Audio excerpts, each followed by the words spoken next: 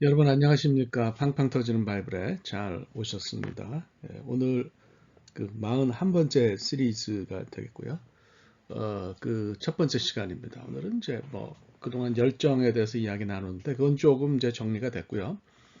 기도를 좀 살펴보도록 하겠습니다. 리브가가 이삭과 결혼해서 아이를 가졌는데 쌍둥이 가졌잖아요. 그래서 이제 그때 했던 기도문을 가지고 우리가 한번 분석을 하면서 기도에 대해서 한번 다뤄야 될 것 같아요. 그래서 그것을 여러분과 함께 생각하도록 그렇게 하겠습니다. 믿는 사람은 누구나 이제 다 기도를 하죠. 그죠? 다 기도합니다. 저도 기도해요. 또 여러분들도 다 기도하실 거라고 생각합니다. 근데 기도하는 이유가 뭐겠습니까? 우리 머릿속에 이제 일단 가장 먼저 떠오르는 것은 아마 내가 원하는 것을 얻고 싶기 때문에 응답을 바라기 때문에 우리가 기도하는 것이 아닐까 이런 생각이 듭니다. 그런데 이제 사실 우리가 성경을 깊이 읽어보면 안타깝게도 응답을 바라는 것이 기도의 가장 주된 목적은 아닌 것 같습니다. 물론 이제 하나님은 우리가 필요로 하는 것을 채워주세요. 그런 하나님이세요. 그러나 응답을 구하는 것은 기도의 부수적인 부분에 불과하지 않은가 그런 생각이 들어요. 그래서 기도의 이제 가장 중요한 목적이 사실은 뭘 얻는 데 있는 것이 아니고 하나님 뜻대로 자기 자신을 변화시키는 데 있는 게 아닌가 이런 생각이 듭니다. 제가 이제 낡은 시계 몇 개를 가지고 있는데요. 그 배터리가 다 돼서 가지를 않아요. 그래서 요즘 이제 트렌드가 DIY잖아요. Do it yourself. 스스로 하는 거잖아요. 그래서 이제 공구를 아마존에서 사가지고 직접 시계 뚜껑을 따고 이제 똑같은 에, 배터리를 끼워 넣었어요. 이제 그렇게 하니까 여러분 시계가 참 신기하게 제깍거리면서 가기 시작하더라고요. 근데 한번 생각해 보자고요. 새로운 동력원이 들어갔다고 해서 시계에 막 힘이 넘치니까 바늘이 제멋대로 돌아가는 걸 보신 적 있으십니까? 지금까지 배터리를 여러 개 갈았지만은 단 한 번도 바늘이 제멋대로 막 움직이는 것을 보지를 못했어요. 시계는 동력이 있어도 힘이 있어도 시스템이 정해놓은 길로만 돌아갑니다. 이걸 우리가 좀 잘 생각해 볼 필요가 있는 것 같아요. 그래서 이런 현상을 우리가 기도할 때 생긴 일과 비교해서 설명할 수 있을 것 같습니다. 우리도 간혹 이제 멈춰 설 때가 있죠. 인생을 살다가 서서 움직이지 못할 때가 있는데 이럴 때 기도하면 하나님의 파워가 우리 삶 안으로 흘러들어와서 우리를 움직이게 만듭니다. 이럴 때에 그 기도의 방향이 올바른 것이면 하나님의 힘이 우리를 조절하는 역사가 일어나는 거죠. 우리가 분명하게 알아야 될 것은 하나님의 힘을 내가 원하는 방향으로 쓰기 위해서 기도하는 것은 아닙니다.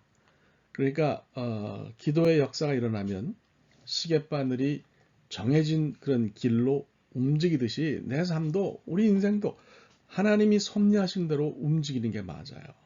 그래서 제가 볼 때는 기도라고 하는 것이 하나님의 생각이 우리 삶 안에서 이루어지도록 하는 통로인 것 같습니다. 그러니까 기도가 뭔지 알고 제대로 기도하면 우리가 하나님 뜻을 구현하면서 인생을 살 수가 있는 거죠. 그러니까 내가 원하는 응답을 받는 기도에만 매달려서 기도를 하게 되면 글쎄요 뭐 서로 뭔가 얻는 데 성공한다 하더라도 내 자신이 변화되지 않으면 기도가 의미가 있겠냐 하는 것을 우리가 생각을 할 필요가 있을 것 같아요. 제가 개인적으로 제일 존경하는 목사님 오카는 목사님입니다. 이분이 돌아가시고 나서 목사가 바뀐 다음에 그 교회가 지금은 참 많이 망가졌는데 하여튼 뭐 그런 얘기 할 것은 없고 저는 같은 교단도 아니고 또 생전에 그분에게서 배워본 적도 없고 그분을 뵌 거라고는 거의 그분 생의 마지막 때에 칼 세미나에서 한번 뵀어요. 근데도 글을 읽거나 생각을 보면 참 존경이 갑니다. 그분이 그 칼 세미나에서 하셨던 이야기를 제가 잊을 수가 없습니다. 옥 목사님 어머니는 60년 동안 새벽 기도를 하신 분이래요. 그런데 새벽 기도 시간에 가셔서 은혜를 받고 오면 자기 아버지랑 싸우고 자기 형제들 자기를 포함해서 정말 야단치고 그랬다는 거예요. 참 이상하죠. 그러니까 새벽에 가서 기도하고 왔으면 오히려 더 은혜롭게 사람들을 껴안아야 하는데 그렇지 않았다는 거예요. 뭐예요? 왜 그래요? 내가 기도하는 시간에 니네는 잠만 자냐? 이거는 기도하는 사람이 가져야 할 자세는 사실 아닌 거죠. 그래서 옥 목사님이 그런 얘기를 하시더라고요. 기도의 진짜 목적은 우리가 변하는 데 있는 것이고 하나님 뜻을 따라 달라지는 데 있는 것이지 내가 구하는 것을 얻는 데 있는 게 아니다. 저는 그 말씀 뿅 갔어요. 정말 참 훌륭한 말씀이라는 생각이 들었습니다. 제가 이제 아는 장로님이 한 분이 있어요. 교회는 좋은 장로님들이 참 많아요. 그런 장로님들과 함께 신앙생활하는 교회는 행복한 교회죠. 근데 제가 아는 그 장로님은 좀 그렇지는 못했어요. 굉장히 정치적이고 문제가 많았어요. 이런 사람이 사실 장로님이 된다는 게 비극인 거죠. 이분은 새벽에 교역자들 출석 여부를 적어놓은 수첩을 들고 다니고 갖고 다녀요. 저한테 그걸 한번 보여줍시다 그러면서 그분이 하는 말이 이걸 들고 다니다가 교역자가 마음에 안 들면 그걸 꺼내서 보여주고 그거 가지고 시비를 건다는 거예요. 예, 뭐 이름도 알지만 그렇게는 할 수가 없고요. 누구를 모욕하기 위해서 이런 거 만드는 건 아니니까 그냥 그렇다는 거예요. 이래서야 새벽 기도가 무슨 의미가 있겠습니까? 기도는 그렇게 하면 의미가 없는 거죠. 그죠? 우리가 기도하는 이유는 응답받는 데만 있지 않습니다. 뭐 응답도 하나님 하시는데 첫 번째 이유는 primary goal은 나 자신의 변화가 진정한 기도의 이유라는 것을 우리가 기억해야 해요. 그래서 기도는 그런 뜻으로 우리가 열심히 하는 거죠. 그 사람이라고 하는 것이 이제 자기 기준으로 흔히 생각을 합니다. 어디를 가기 위해서 잘 모르는 동네 갔다가 이제 사람한테 길을 물어보는 경우가 있죠. 가령 이제 술을 좋아하는 사람한테 길을 물으면 이런 대답이 돌아옵니다. 저쪽 코너에 맥주집이 있거든요. 왼쪽에 사진에 맥주집 보이세요? 예, 저쪽 코너에 맥주집이 있는데 거기서 오른쪽으로 돌면 막걸리집이 보입니다. 거기서 300m 정도 직진하시면 됩니다. 이런 소리를 들어요. 만약에 내가 길을 모르는 사람이 교회 다니는 사람이다. 그러면 어떤 답이 돌아올까요? 저쪽 코너에 오른쪽 사진 보세요. 저쪽 코너에 교회 보이시죠? 거기서 오른쪽으로 돌면 2층에 다른 교회가 보입니다. 거기서 300m 정도만 직진하시면 됩니다. 이런 대답이 돌아올 것 같아요.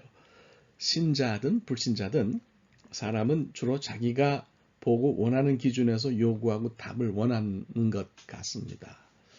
자, 뭐 얘가 좋은 예인지는 모르겠는데요. 내가 보고 내가 원하는 기준에서 요구하고 답을 원하는 것은 샤머니즘이에요. 이거는 기독교가 아닙니다. 그래서 그것만을 원하는 것은 기독교의 기도가 아니죠. 우리의 기도는 오히려 하나님의 뜻이 우리를 움직이게 하는 데 있다라고 저는 그렇게 분명히 믿습니다. 그래서 이걸 우리가 좀 잘 생각하자고요. 그래서 이제 우리가 리프카죠. 히브리 말로 읽으면 리프카의 기도를 통해서 한번 좀 구체적으로 다음 시간부터 좀 살펴보자고요. 이삭이 20년 동안을 무자했어요. 40에 이제 여기 이제 나이 40 아이를 가졌다고 했는데 이거는 제가 좀 잘못 썼고요.